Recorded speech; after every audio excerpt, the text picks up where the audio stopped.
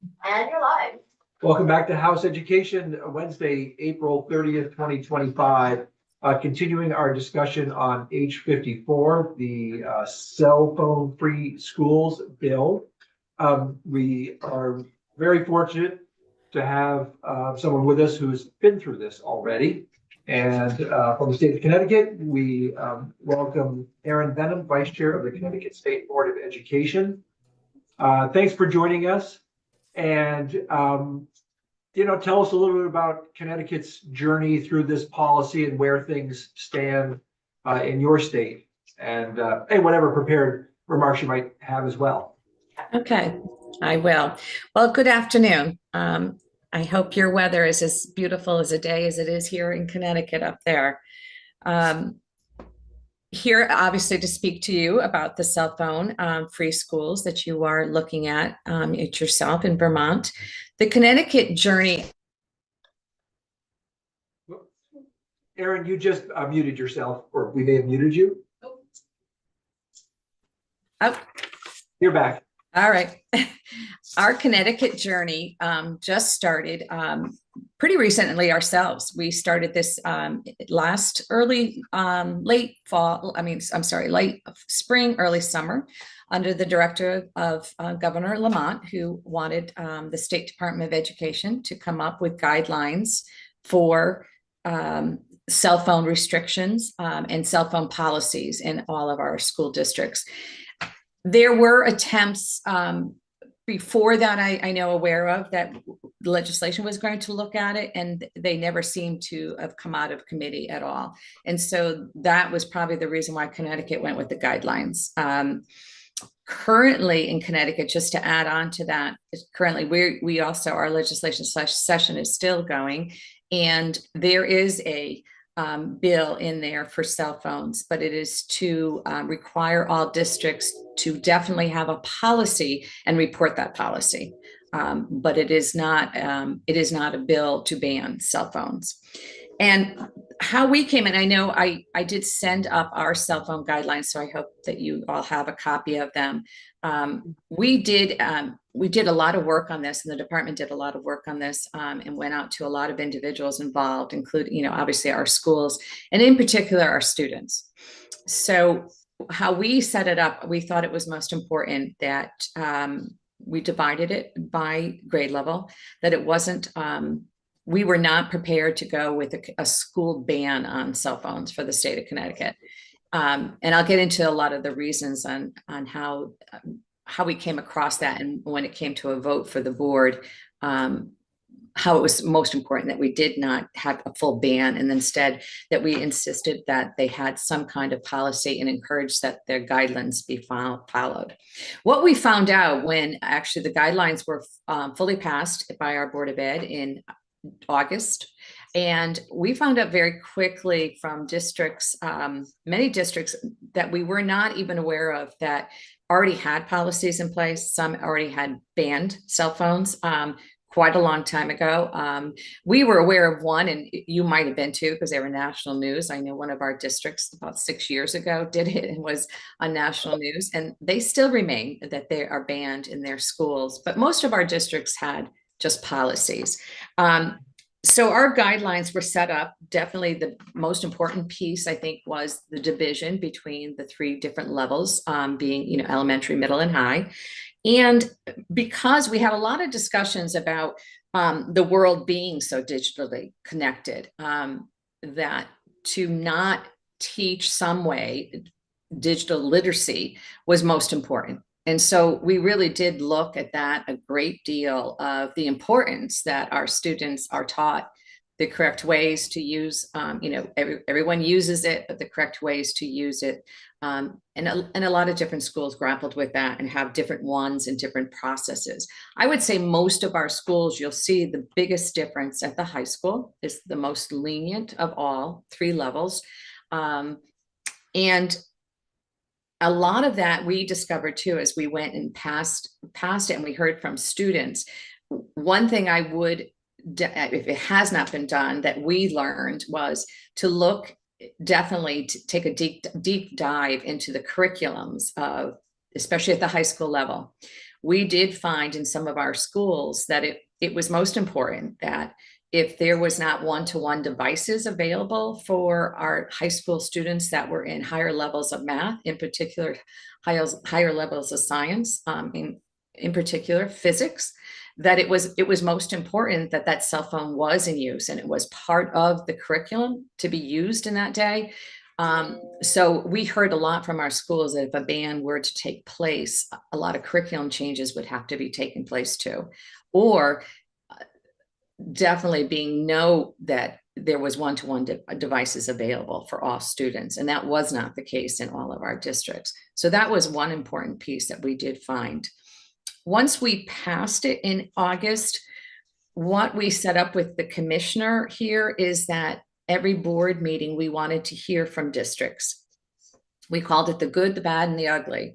We wanted to hear from them, come in front of us to hear, because our guidelines, we made it very clear, we're not set in stone, that if we heard that certain areas in those guidelines were very cumbersome for districts, or that we have an area that was like there's too many loopholes in it, we wanted to hear about those. And so we were open to tweaking the document when needed. So I would say for at least the first 6 months after we passed the bill, we have heard from districts, and we've had 2 or 3 that would come in front of us as the board and hear how it was going.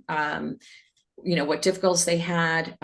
I would say the biggest thing that we heard from was not to forget to reach out to parents, that the parents, more so than the students, when restrictions were being put on it, or some districts did choose to ban, say at elementary school, it was the parents who opposed more than the students.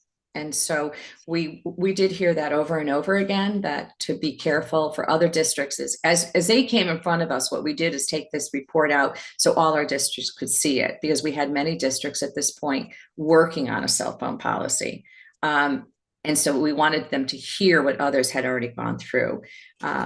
In particular, sadly, anytime there's a school shooting, this always seems to come up, that parents are most concerned. How am I going to get in touch with my child if that is to happen? And they were very, very concerned about that. And we heard some really great pieces from some of our districts on how it's most important for districts to promote their safety plan. And that safety plan is to listen to the directives given in the school and the safety plan that's in the school. And cell phones are not part of any safety plan. So that was an important thing to do, to make sure that parents were aware that in some cases you're actually endangering your child's life by trying to call during an emergency versus having to know.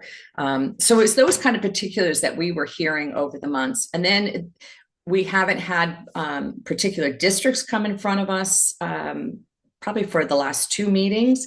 But we put out surveys, and the surveys go out every 3 months to our districts to see how it's going, to see what areas they're having trouble with. And this one is more in particular for our districts who are still putting together a policy. And it's become more so now because they also are very aware of what's sitting in legislation and what could come out of there, that this might become a mandated requirement, where ours were just guidelines. Guidelines very strongly encouraged by the governor, I might add. So it was certainly, when they came out, it was very clear, as much as it was not a mandate, it was something that was expected by our governor to take place in all of our school districts. So I'll stop there, because I'm sure you have some questions about how other pieces went, and I'd be happy to answer any of your questions. How likely is it, do you think, that your state legislature will come out with really a full ban, something beyond guidelines? I don't even think they're looking at a full ban. I think they're looking at that a policy has to be in place, and a policy that has to coincide with the guidelines. I mean, it can't simply be, like, oh, well, you can have cell phones if you're over the age of 12. I mean, it's not going to be like that. They're already, I think it's going to be connected to what a lot of discussions so far is, that they are connected with the State Board of Education's guidelines. And if you look in our guidelines, they're pretty specific about what the expectation is, and the leniency getting further into becoming, the high school level. But at this point, I mean, you never know. We're always surprised when that last week of the session closes, what comes out. But I always wait. Like, people ask me, "What do you think's going on?" I said, "Ask me the first week of June, and I can tell you then." So, but what I'm hearing right now is that they are just looking for that they must put. It's very similar to what we did with our school safety plans. They have to have those submitted to our state, our school safety plan. So it was very similar to how they did it there. And I think that's the path that they're going to go down. Representative Long?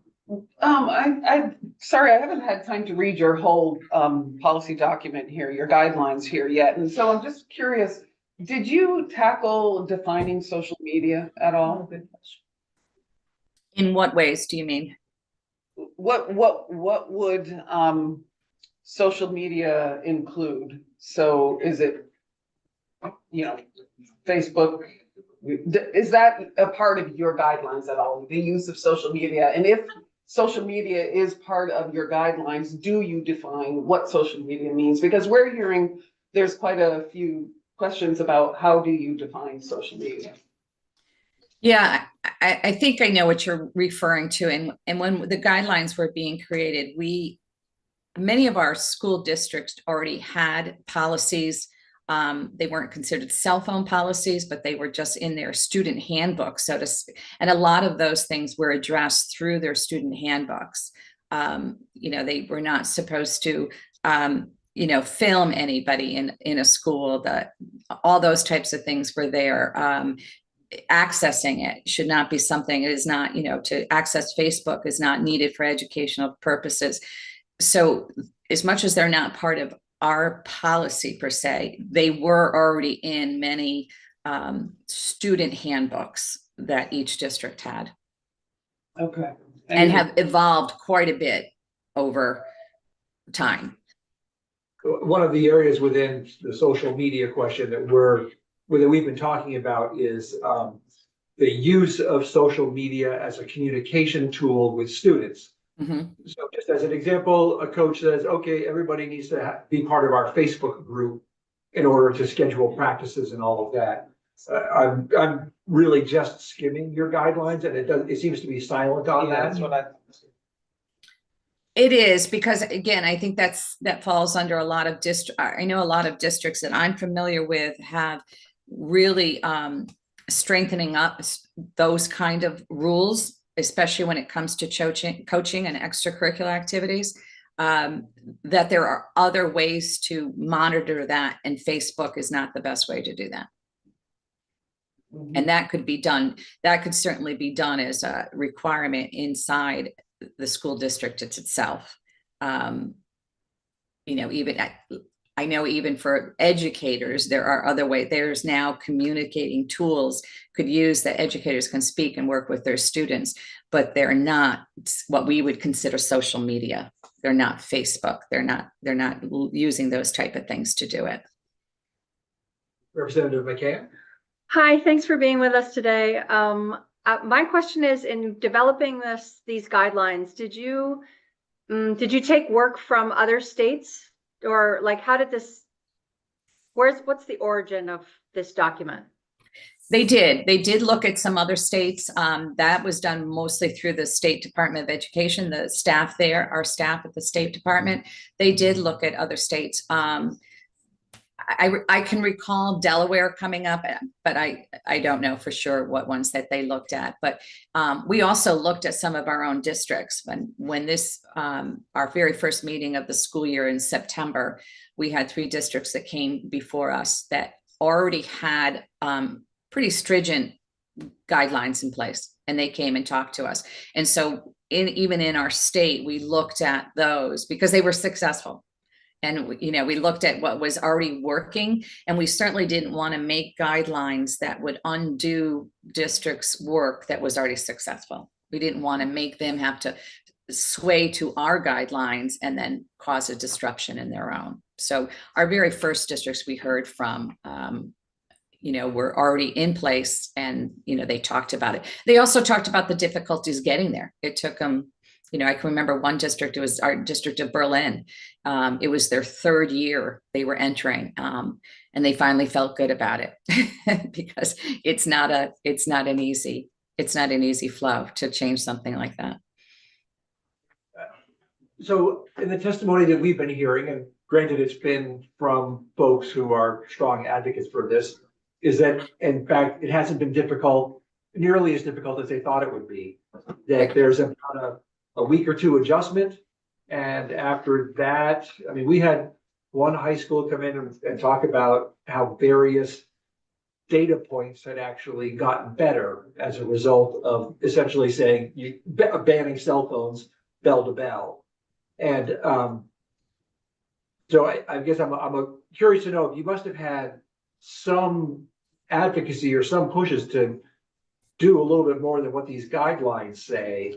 And I'm just curious to know I think you may have just spoken to it a little bit, how come you didn't go further? Well, I don't know if perhaps we will. I mean, that could be something that comes down the line. But we too in Connecticut, when it first was passed, we were expecting more of a pushback than we received. I would say our biggest pushback were from parents, but we try to really get those that if we got it from a certain district that they were concerned, and a lot of it was safety. And then, and I'll talk a little bit about special ed, because that's a sort of a different entity in itself anyways. But a lot of them, we would try to get to the district and tell them that you need to communicate much better with your parents about the safety plan of that school, because their concerns are more about safety, not about cell phone use. And that came about with bullying as well, that it's really more about the policy of the school and the district than it is about the cell phone itself. And the cell phone is the mechanism sometimes. But we did have some concerns with special ed, and that I think that was why when we started talking about with the governor at first, are we looking at guidelines or banning? Special ed was a big piece in there, because there would have to be exceptions for special ed. There has to be medical exceptions. And so as we started going through them, we discovered that if we have too many exceptions, you're going to have too many people try to fall into those exceptions. Do you know what I mean? And, yes, we're struggling with that ourselves. Yes. And so that's why we decided to come up with the guidelines. And we knew from our educators, we knew it strongly from our educators that it was something that was they really wanted. Our biggest surprise, I think, when we hear from students is how happy they are that we did it. Because, we have some students that do not have cell phones. And so they've never been happier that they aren't on the outs. And that, that even some of them said, like, our school got in a big discussion and a lot of them left it up to student groups to make in particular decisions, especially at the high school.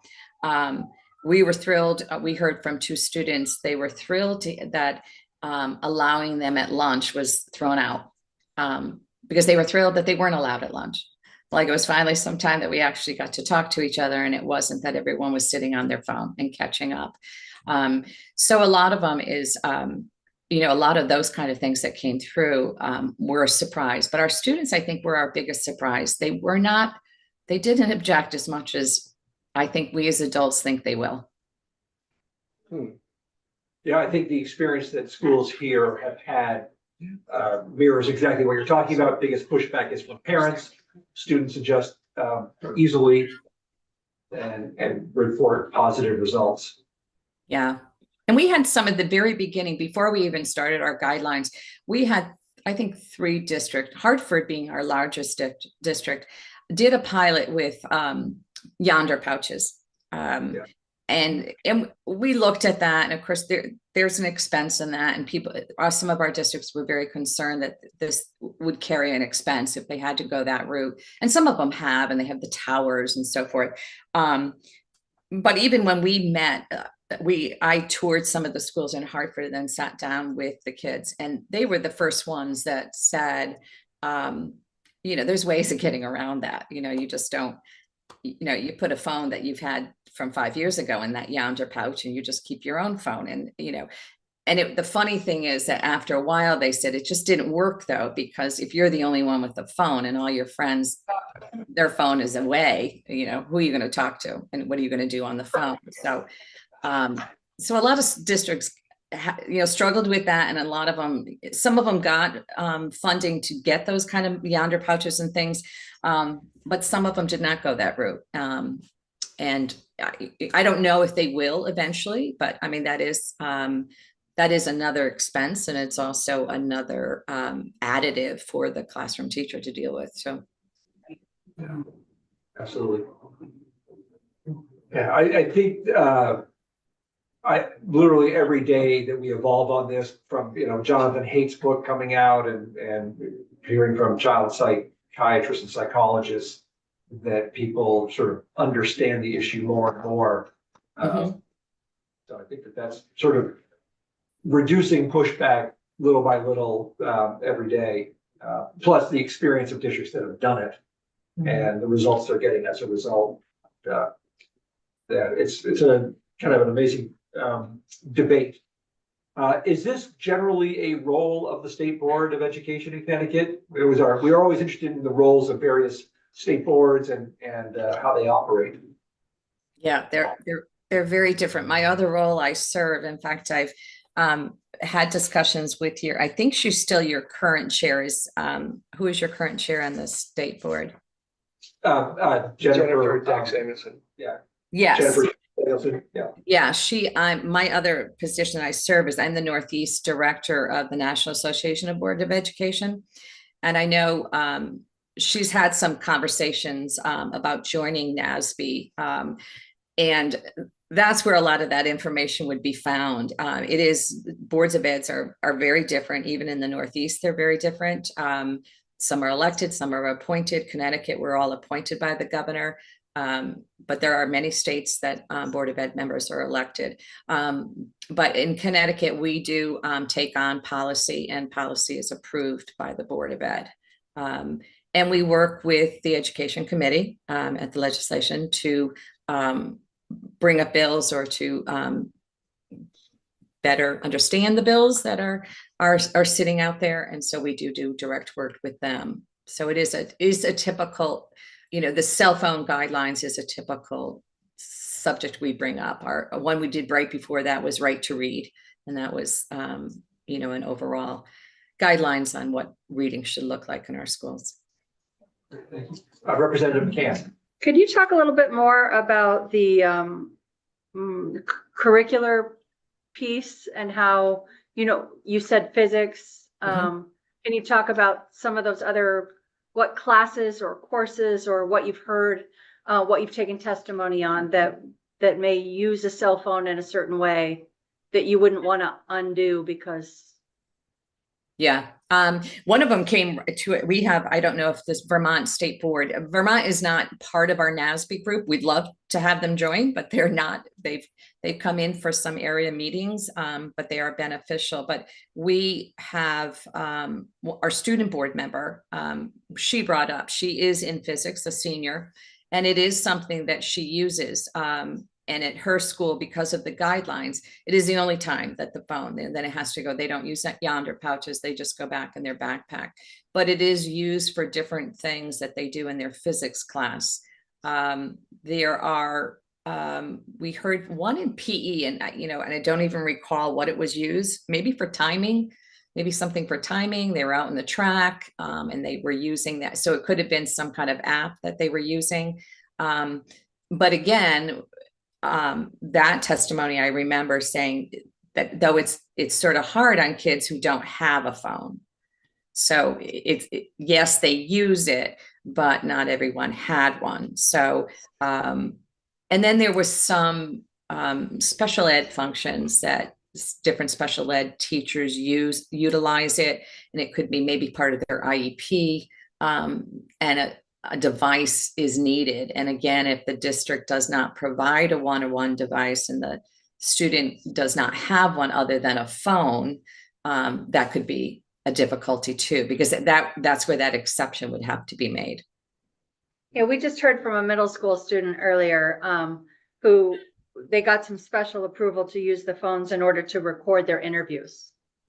So Oh, for okay. the newspaper group or whatever. So. Oh, okay.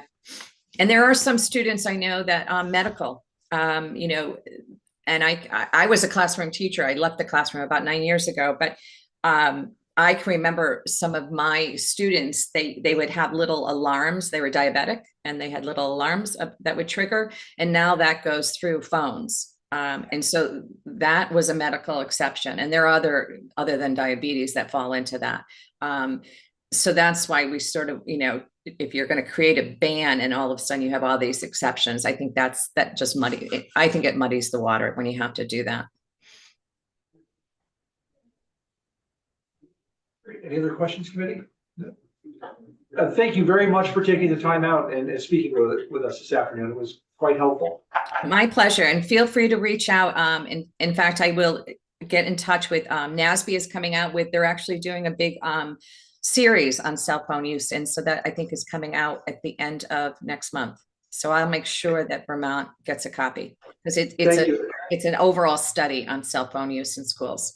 And we are advocating for our state board to have more funding, which I probably is the roadblock as to why they're not a member of your group. And hopefully that will change. She's joined a few times though, you know, during different things. And it's a nice time because the Northeast area is Delaware all the way up to Vermont. So a lot of good discussion goes on about what different states are doing. Great. Thank you. Thank you. Thank you. You're welcome. Nice to meet you all. Thank you. Okay.